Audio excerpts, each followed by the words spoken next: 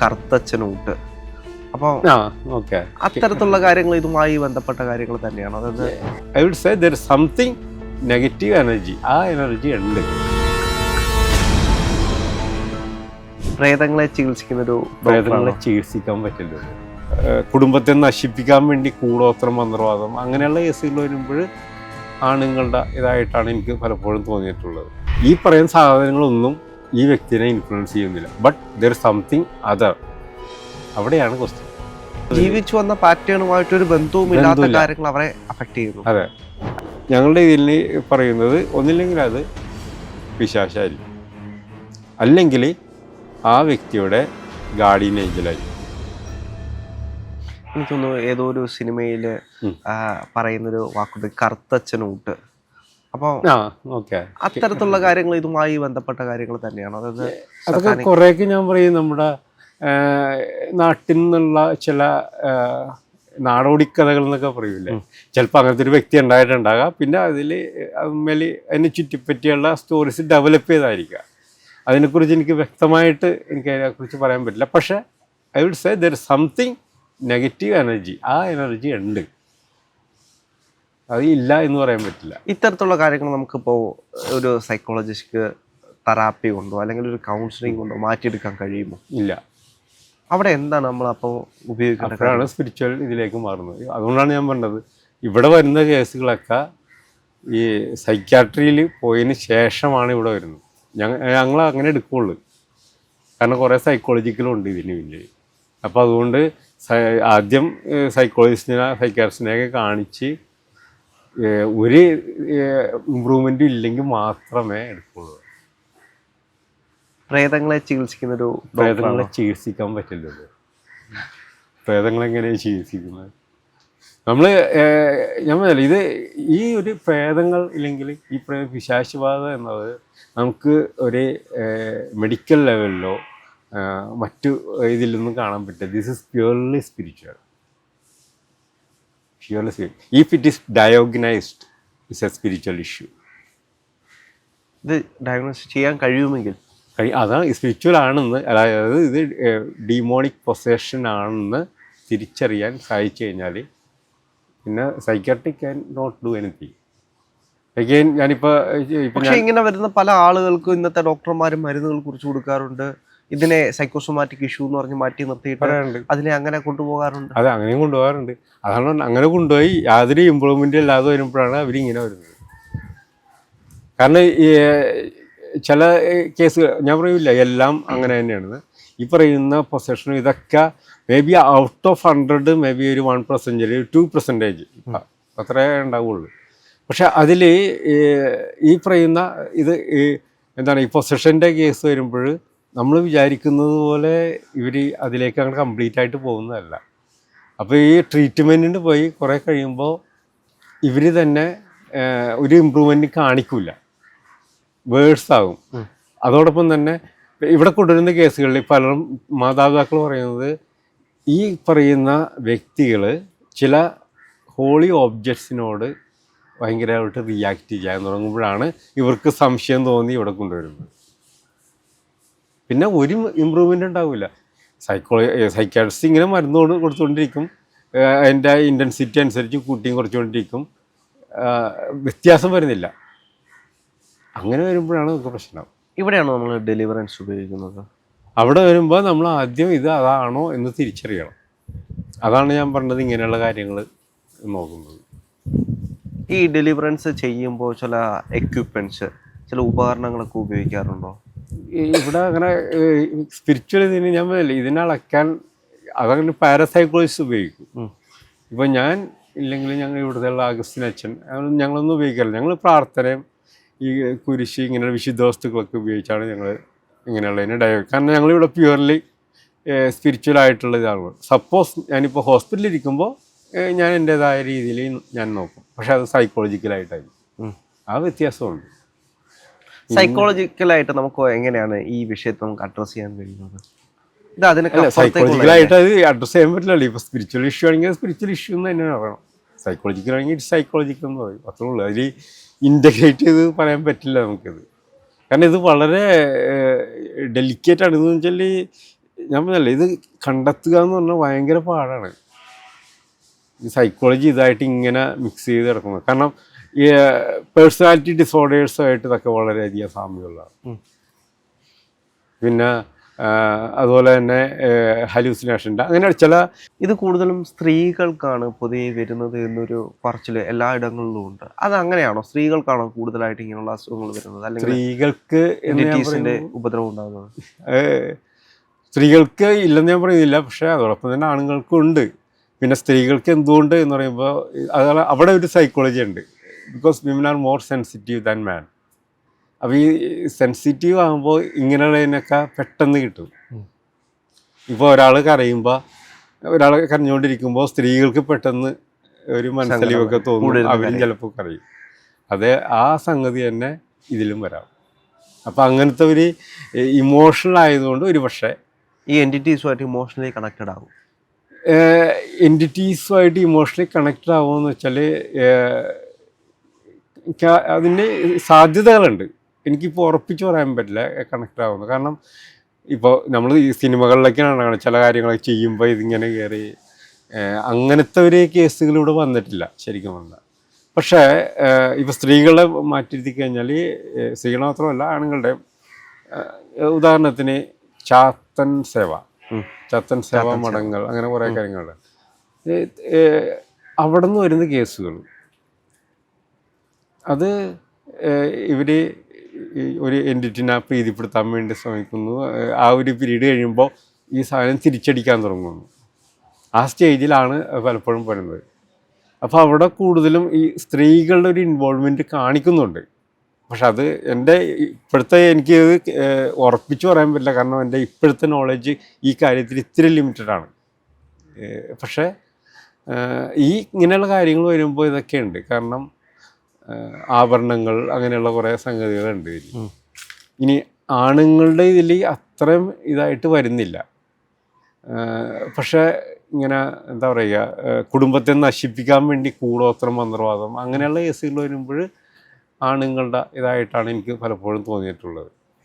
ഈ കൂടോത്രം, മന്ത്രവാദം, കൺകെട്ട്, ഇതൊക്കെ യാഥാർത്ഥ്യമാണ്. അതായത് അങ്ങനെ ഒരാൾക്ക് ചെയ്യാൻ കഴിയും. ഇപ്പോൾ ഒരാളെ നശിപ്പിക്കാൻ വേണ്ടിയിട്ട് മറ്റൊരാൾക്ക് ഒരു കൂടോത്രം ചെയ്യാനോ അല്ലെങ്കിൽ മന്ത്രവാദം ചെയ്ത് നശിപ്പിക്കാനോ അങ്ങനെയൊക്കെ കഴിയുമോ യഥാർത്ഥത്തിൽ? ഇതിൽ ഒരു സൈക്കോളജിക്കലായിട്ട് നമ്മൾ പറയണേ, ഇപ്പോൾ ഞാൻ ഉദാഹരണത്തിന്, ഞാനിപ്പോൾ താങ്കളുടെ കണ്ണിലേക്ക് കുറേ നേരം ഇങ്ങനെ നോക്കിയെന്ന് കഴിഞ്ഞാൽ യു വിൽ ഫീൽ സംതിങ്, എന്തൊക്കെയോ എനിക്ക് താങ്കളെ ഇൻഫ്ലുവൻസ് ചെയ്യാൻ പറ്റും. എൻ്റെ ചിന്തകൾ വെച്ച് താങ്കളെ ഇൻഫ്ലുവൻസ് ചെയ്യാൻ പറ്റും. അത് സൈക്കോളജിക്കലാണ്. ഇനി ഈ കൂടോത്രം, മന്ത്രവാദം, അതിൻ്റെ ഇഫക്റ്റ് അത് നമ്മൾ വിചാരിക്കുന്ന രീതിയിലല്ല വരുന്നത്. എങ്ങനെയാണ് യഥാർത്ഥത്തിൽ വർക്ക് ചെയ്യുന്നത്? എങ്ങനെയാണ്? ഉദാഹരണത്തിന് ഇങ്ങനെയുള്ളത് സംഭവിച്ചു കഴിഞ്ഞാൽ മിക്കവർക്കും ഈ മന്ത്രവാദത്തിൻ്റെ ഇഫക്റ്റ്, ആഭിചാരത്തിൻ്റെ ഇഫക്റ്റ് വന്നു കഴിഞ്ഞാൽ സ്പിരിച്വലായിട്ട് ഞാൻ പറയുമ്പോൾ കൂടുതൽ ആദ്യം അഫക്റ്റ് ചെയ്യുന്നത് സ്റ്റൊമക്ക്, വയറ്, പിന്നെ സാമ്പത്തിക മേഖല, ആരോഗ്യ മേഖല, ഇങ്ങനെ ഒരേ മേഖലകളാണ്. അപ്പോൾ അങ്ങനെ വെച്ചുകൊണ്ടാണ് ഇത് പൊസഷനാണോ ഇല്ലയെന്ന് തിരിച്ചറിയുന്നത്. അപ്പോൾ ഇതിലേക്ക് ഈ കൂടോത്രത്തിലൊക്കെ സംഭവിക്കുന്നത് ചിലപ്പോൾ ഫുഡിലൂടെ ആയിരിക്കാം തരുന്നത്, ചിലപ്പോൾ വെള്ളത്തിലൂടെ ആയിരിക്കാം, ചിലപ്പോൾ എന്തെങ്കിലും കൊണ്ടുവന്ന് കുഴിച്ചിടുന്നതായിരിക്കാം. വീണ്ടും ഈ പറയുന്ന നമുക്ക് കാണാൻ പറ്റുന്ന സാധനങ്ങളുമായിട്ട് കണക്ട് ചെയ്യുമ്പോൾ ഒരു സൈക്കോളജിക്കൽ ഇമ്പാക്റ്റ് ഉണ്ട് അതിൽ. പക്ഷേ സൈക്കോളജിക്ക് എക്സ്പ്ലെയിൻ ചെയ്യാത്ത വിധത്തിലുള്ള അനുഭവങ്ങൾ വരുമ്പോഴാണ് അത് കൂടോത്രമാണ്, ഇതാണെന്ന് നമ്മൾ വരുന്നത്. ചിലപ്പോൾ ഒരു അസുഖമായിരിക്കാം. ഓക്കെ, അസുഖം വരുമ്പോൾ നമ്മളാരും സാധാരണ നമ്മൾ ഒരു ഡോക്ടറിനെ പോയി കാണും. അതെ, അത് കൂടോത്രമായിട്ട് നമുക്കൊന്നും തോന്നുന്നില്ല. പക്ഷേ അസുഖമാണ്, ഡോക്ടറിൻ്റെ അടുത്ത് തോന്നുന്നു, എല്ലാ വിധത്തിലുള്ള ടെസ്റ്റുകളും ചെയ്തിട്ട് അവർ പറയുന്നു ദർ ഇസ് നത്തിങ് റോങ്. അവിടെയാണ് ഇങ്ങനെയുള്ള പോസിബിലിറ്റിനെ കുറിച്ച് നമ്മൾ ചിന്തിക്കാൻ തുടങ്ങുന്നത്. ഇനി സംഭവിക്കുന്ന ആ കൂടോത്രത്തിൻ്റെ ആ ഇഫക്റ്റ് പ്രാർത്ഥന കൊണ്ടും മറ്റു കാര്യങ്ങളും കൊണ്ടും ഒക്കെ മാറ്റിക്കഴിയുമ്പോൾ ഈ വ്യക്തിയിൽ വ്യത്യാസം വരുന്നുണ്ടെങ്കിൽ, എൻ്റെ അടുത്ത് എൻ്റെ പിന്നിൽ കൂടോത്രം തന്നെയായിരുന്നു എന്നല്ലേ. എനിക്കും ഈ കൂടോത്രത്തിലൊന്നും വിശ്വാസം ഉണ്ടായിരുന്നില്ല. ഈ കൂടോത്രം, മന്ത്രവാദമൊക്കെ ഇതൊക്കെ പ്യുവർ സൈക്കോളജിക്കൽ പ്ലേ ആയിട്ടാണ് ഞാനും കരുതിയത്. പക്ഷേ ചില കേസുകൾ വരുമ്പോൾ നമ്മൾ വിശ്വസിച്ച് വയ്ക്കും നമ്മളിതിലേക്ക് കൊണ്ടെത്തിക്കുന്നത്. കൊണ്ടെത്തിക്കണം. അതെന്ന് വെച്ചാൽ ഞാൻ ഇത് പഠിച്ചു, പാരാസൈക്കോളജി പഠിച്ചു, ശരിയാണ്. പക്ഷേ എനിക്കതിൽ ഒട്ടും വിശ്വാസം ഉണ്ടായില്ല. ഞാൻ പഠിച്ചത് ജസ്റ്റ് ബിക്കോസ് ഓഫ് ക്യൂരിയോസിറ്റി. ഞാൻ ഇങ്ങനെ ഹൊറർ മൂവീസൊക്കെ കാണുന്നത് അതിൻ്റെ. പക്ഷേ ഇത് പ്രവൃത്തിവാദത്തിലേക്ക് വന്നപ്പോഴാണ് ഇത് എത്രത്തോളം ഇമ്പാക്റ്റ് ഉണ്ടാക്കുന്നത് ഞാൻ മനസ്സിലാക്കുന്നത്. ഞാനും ഇതിലൊന്നും വിശ്വസിക്കുന്ന ഒരാളല്ലായിരുന്നു. പിന്നീട് ഓരോ ആളുകളുടെ കഥകൾ, ഓരോ മനുഷ്യരുടെ ജീവിതം മാറിയ കാര്യങ്ങൾ, അങ്ങനെയൊക്കെ കേൾക്കുമ്പോഴാണ് ഇതിലൊക്കെ എന്തൊക്കെ ഉണ്ട് എന്ന് നമുക്കൊരു തോന്നൽ വരെ ഉണ്ടാകുന്നത്. അപ്പോൾ അന്വേഷിച്ചു പോകലാണ് ഇതിൻ്റെ ഒരു പ്രധാനപ്പെട്ട. ഇപ്പോൾ എനിക്ക് തോന്നുന്നു ഡോക്ടർ ഒരുപാട് കുട്ടികൾക്ക് ഇതിനെപ്പറ്റി പറഞ്ഞു കൊടുക്കുന്നുണ്ട്, അല്ലെങ്കിൽ സൈക്കോളജി റിലേറ്റഡ് കാര്യങ്ങൾ പഠിപ്പിക്കുന്നുണ്ട്. ഈ ആളുകളുടെ പാറ്റേൺ മനസ്സിലാക്കാൻ ശ്രമിക്കുന്നുണ്ട്. എങ്ങനെയാണ് ഒരു മനുഷ്യൻ്റെ പാറ്റേൺ നമുക്ക് മനസ്സിലാക്കാൻ കഴിയുന്നത്? ഒന്ന് ഫാമിലി ബാക്ക്ഗ്രൗണ്ട്, പിന്നെ പ്രത്യേകിച്ച് നമ്മുടെ ഇന്ത്യൻ കോണ്ടസ്റ്റിലാകുമ്പോൾ ഫാമിലി ബാക്ക്ഗ്രൗണ്ട് മാത്രമല്ല, അവരുടെ റിലീജിയസ് ബാക്ക്ഗ്രൗണ്ട്, പിന്നെ കാസ്റ്റിൻ്റെ ഇതുണ്ട്, അങ്ങനെ പല കാര്യങ്ങളുണ്ട്. ഇതൊക്കെയാണ് ഒരാളെ ശരിക്കും രൂപപ്പെടുത്തുന്നത്. എന്താണ് ഇപ്പോൾ ഇതുമായിട്ട് ഇപ്പോൾ നമ്മുടെ ഈ പാരാസൈക്കോളജിക്കൽ ഇതുമായിട്ട് ബന്ധപ്പെടുത്തുമ്പോൾ ഈ പറയുന്ന സാധനങ്ങളൊന്നും ഈ വ്യക്തിനെ ഇൻഫ്ലുവൻസ് ചെയ്യുന്നില്ല. But there is something other. അവിടെയാണ് ക്വസ്റ്റ്യൻ.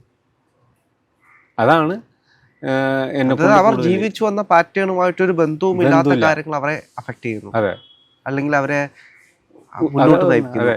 ഇപ്പോൾ ഇവൻ ലൈക്ക് പൊസഷൻ സിംറ്റത്തിൽ ഒരു സിംറ്റമാണ് അന്യഭാഷ സംസാരിക്കുക എന്നുള്ളത്. അതെ, മനസ്സിലായി.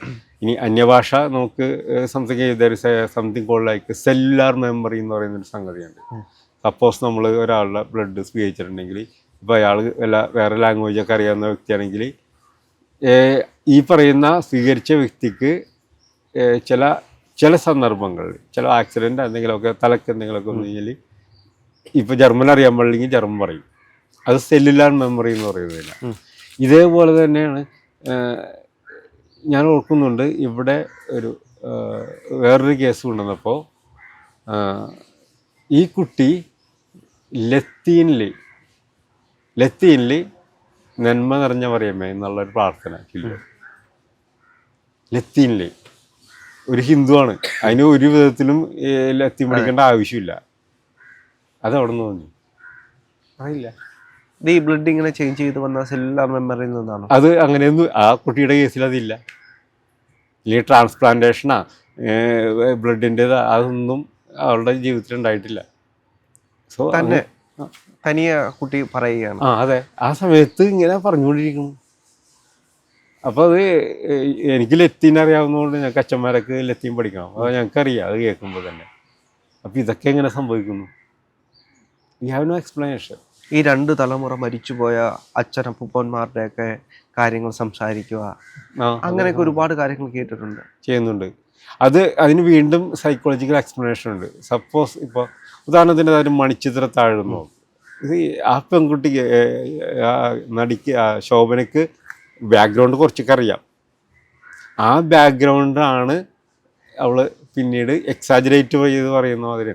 അതേപോലെയും പറയാൻ പറ്റും, ഇനി അല്ലാതെയും പറയാൻ പറ്റും. അതാണ് ഇതിൻ്റെ പ്രശ്നം. ശരിക്കും നമ്മളൊരു കേസ് എടുത്തു കഴിഞ്ഞാൽ ഡീപ്പായിട്ട് പോയി കഴിഞ്ഞാൽ മാത്രമേ ഇത് നോർമൽ ആക്ടിവിറ്റി ആണോ അല്ലയോ എന്ന് തിരിച്ചറിയാൻ പറ്റുള്ളൂ. ഫാദറിൻ്റെ എക്സ്പീരിയൻസും ഫാദറിനെ ഭയപ്പെടുത്തിയ എന്തെങ്കിലും അനുഭവം ഉണ്ടായിട്ടുണ്ട്? അപ്പോൾ പാരാസൈക്കോളജിസ്റ്റ് ആയിട്ട് പോകുന്നുണ്ട്, സൈക്കോളജി റിലേറ്റഡ് ആയിട്ട് നിൽക്കുന്നുണ്ട്. ജീവിതത്തിൽ അങ്ങനെ ഭയപ്പെടുത്തിയ എന്തെങ്കിലും അനുഭവങ്ങൾ ആരെങ്കിലും ഭാഗത്ത്? ഭയപ്പെടുത്തിയ എനിക്ക് ഭയം എന്നുള്ളത് എന്നതിനേക്കാൾ ഒരു ആങ്സൈറ്റി ചില സമയത്ത് തോന്നു വരുന്നുണ്ട്. കാരണം ഈ ഒരു ഫീൽഡിലേക്ക് ആദ്യമായിട്ടൊക്കെ ചെന്നപ്പോൾ എനിക്ക് ആ ഒരു ബുദ്ധിമുട്ട്, കാരണം അറിയാൻ പാടില്ലല്ലോ എന്താ സംഭവിക്കണമെന്നൊന്നും അറിയാൻ പാടില്ല. അപ്പോൾ ആ ഒരു ആങ്സൈറ്റി. പക്ഷെ അത് കഴിഞ്ഞതിന് ശേഷം എനിക്ക് ഐ ക്യാൻ ഹാൻഡിൽ. അല്ല, അങ്ങനെ ആദ്യമായിട്ട് വന്ന ഒരു സംഭവം എന്ന് പറയാം, ഒരു ഇൻസിഡൻറ്റ്. ആദ്യമായിട്ട് വന്നൊരു സംഭവത്തിൽ വീണ്ടും ഒരു ശരി പെൺകുട്ടികൾക്കാണ് കൂടുതൽ. വീണ്ടും ഒരു കേസിൽ അത് ആ കൊച്ചി ഇങ്ങനെ ആടിക്കൊണ്ടിരിക്കുകയാണ്, ലൈക്ക് സ്നേക്ക്, നാഗങ്ങളെ പോലെ. ആടി ഇടയ്ക്ക് ഇങ്ങനെ നാക്ക് അങ്ങോട്ട് ഭയങ്കരമായിട്ട് നീട്ടും. അപ്പോൾ ഇവിടുത്തെ അഗസ്റ്റിനോട് ആ പെൺകുട്ടികളെ ഒന്ന് പ്രാർത്ഥിക്കാൻ പറഞ്ഞു വിട്ടു. അപ്പോൾ കുരിശ് വെച്ചുള്ള പ്രാർത്ഥന ഇങ്ങനെ ചൊല്ലുമ്പോൾ ഈ ഞാൻ പറഞ്ഞില്ല ഹോളി വാട്ടർ ഉണ്ടല്ലോ, അത് തെളിക്കുമ്പോൾ ഇത് ഭയങ്കരമായിട്ട് റിയാക്ട് ചെയ്യും. അതപ്പോൾ ഇങ്ങനെ നമ്മൾ കാണണല്ലോ ഈ എന്താണ് പാമ്പ് ഈ പാമ്പിനൊരു അടിയിടിക്കുമ്പോൾ എൻ്റെ തല പൊങ്ങണ മാതിരി അതേപോലെ ഈ സ്ത്രീ ഇങ്ങനെ തലവൊക്കിയിട്ട് ഇങ്ങനെ കിടന്ന് ആടും, ഇങ്ങനെ നാക്ക് പുറത്തുള്ളൂ. അപ്പം എനിക്ക് ശരിക്കും പേടിയായി. കാരണം ഒന്നാമത് ആദ്യമായിട്ട് ഞാൻ ചെയ്യാണ്, എനിക്ക് എന്താണ് ഇത് സംഭവിക്കുകയെന്ന് പറയാൻ പാടുള്ളത്. പിന്നെ അച്ഛൻ എന്നോട് പറഞ്ഞു ഇങ്ങനെ വേറൊരു പ്രാർത്ഥന എന്നാണ്, അതുകൊണ്ട് ആ പ്രാർത്ഥന ചൊല്ലിക്കഴിഞ്ഞാൽ ശരിയാകുന്നത്. അപ്പം ഞാൻ ആ പ്രാർത്ഥന ചൊല്ലിക്കഴിഞ്ഞപ്പോൾ ഈ പെണ്ണ് ഇങ്ങനെ ആസിഫ് ഒന്നും സംഭവിച്ചിട്ടില്ലാതെ ഉറക്കത്തിൽ നിന്ന് എഴുന്നേറ്റ് വരില്ലേ, അതേപോലെ എഴുന്നേറ്റ് വരും നോർമലായിട്ട്. അതുവരെ എന്താ സംഭവിച്ചത് ആ പെൺകുച്ചിനും അറിയാൻ പാടില്ല. അത്രയും നേരം ഇങ്ങനെ ആടി ആടി നാക്കൊക്കെ പുറത്തിട്ട് ഇന്നേക്കിരിക്കും. അതെൻ്റെ ആദ്യത്തെ അനുഭവം. അവിടെ നിന്നാണ് ഞാൻ തുടങ്ങുന്നത്. നമുക്ക് വേണമെങ്കിൽ എപ്പിലെപ്സി അങ്ങനെയൊക്കെ വേണമെങ്കിൽ കണക്ട് ചെയ്യാം. പക്ഷേ അതിൽ പറയുന്ന ചില കാര്യങ്ങളിൽ ആനമ്പള്ളം നിൽക്കുമ്പോൾ മാത്രമേ ഇത് റിയാക്ട് ചെയ്യുള്ളൂ. അപ്പം അങ്ങനെയുള്ള പ്രണയിക്കുന്നതിലൂടെ കൂടുതൽ അതാണ് എൻ്റെ ആദ്യത്തെ അനുഭവം. എന്നിട്ടും ആദ്യത്തെ അനുഭവം അതായിട്ട് പോലും ഞാൻ പറയും ആ സമയത്ത് ഞാൻ 100% വിശ്വസിച്ചിട്ടുണ്ടായില്ല. കാരണം ഈ സൈക്കോളജി പഠിച്ചാലുള്ള ഏറ്റവും വലിയ പ്രശ്നം അതാണല്ലോ, നമുക്ക് കുറേ ഇംപിഡിമെൻറ്റ്സ് വരും തോട്ട്സിൽ. യെസ്, ചില മനുഷ്യർ മരിച്ചതിന് ശേഷം പുനർജനിച്ച് വന്നതിന് ശേഷം ചില കേസുകൾ തെളിയിച്ചായിട്ടുള്ള ഒരുപാട് കാര്യങ്ങൾ നമ്മൾ സോഷ്യൽ മീഡിയയിലുള്ള പല കഥകളും കേൾക്കാറുണ്ട്. ഇതെങ്ങനെയാണ് സംഭവിക്കുന്നത്? അതിനെക്കുറിച്ച് എനിക്ക് കാര്യമായിട്ടുള്ള അനുഭവങ്ങളില്ല. പക്ഷെ പുനർജന്മം എന്ന് പറയുന്നത് ഞങ്ങളുടെ ഇതിലില്ല. പക്ഷെ ഹിന്ദുക്കളുടെ ഇതിലൊക്കെ പുനർജന്മമുണ്ട്, അത് സംഭവിക്കുന്നുണ്ട് എന്ന് തന്നെയാണ് അതിന് തെളിവുകളൊക്കെ ഉണ്ട്. അതെനിക്ക് കൃത്യമായിട്ടുള്ള ഒരാൾ മരണശേഷം പുനർജനിച്ച് വരുന്നതാണോ അതോ മറ്റൊരു എൻറ്റിറ്റി അയാളെ കണക്ട് ചെയ്യുന്നതാണോ? ഇപ്പം ഞങ്ങളുടെ ഇതിലെ സംബന്ധിച്ചിടത്തോളം ബൈബിളിലെ സാമുവൽ പ്രവാചകനെ വിളിച്ചു വരുത്തുന്നൊരു ഇത് പറയും. അത് പുനർജന്മമായിട്ട് കണക്ട് ചെയ്യാൻ പറ്റില്ല, മരിച്ച വിളിച്ചു വരുത്തുന്നു. ഞങ്ങളെ സംബന്ധിച്ചിടത്തോളം ഒരു വ്യക്തി മരിച്ചു കഴിഞ്ഞാൽ ആ വ്യക്തിയുടെ ആത്മാവ് ദൈവത്തിങ്കിലേക്ക് പോകുമെന്നുള്ളതാണ്. ശരിക്കും ഹിന്ദുയിസത്തിലും അത് തന്നെയാണ്. ആ കാലചക്രത്തിൻ്റെ ഇതിൽ നിന്ന് പുറത്തേക്ക് വരണമെന്നാണല്ലോ ഹിന്ദു മതത്തിൽ ഉള്ള വിശ്വാസം. ഇല്ലെങ്കിൽ അവൻ ചിലപ്പോൾ പട്ടിയായിട്ടായിരിക്കും ഇരിക്കണം, നല്ല പ്രവൃത്തി ചെയ്തിട്ടുണ്ടെങ്കിൽ നല്ല മനുഷ്യനായിട്ടായിരിക്കും, അങ്ങനെയുള്ള ഇതുണ്ടല്ലോ. ആ കാലചക്രത്തിൻ്റെ പുറത്തേക്ക് വരണം, അപ്പോഴാണ് ആത്മാവ് ദൈവത്തിൽ വിലയം പ്രാപിക്കുന്നതെന്നാണ് ഹൈന്ദവ വിശ്വാസം. മായയിൽ നിന്നും പുറത്തു വരണം, മായയിൽ നിന്നും പുറത്തു വരണം. മായ എന്നുള്ളതെന്ന് തോന്നുന്നു. അപ്പോൾ അതേപോലെ ഞങ്ങളെ സംബന്ധിച്ചിടത്തോളം ഒരു മനുഷ്യൻ മരിച്ചു കഴിഞ്ഞാൽ നേരെ ദൈവത്തിങ്കിലേക്കാണ്.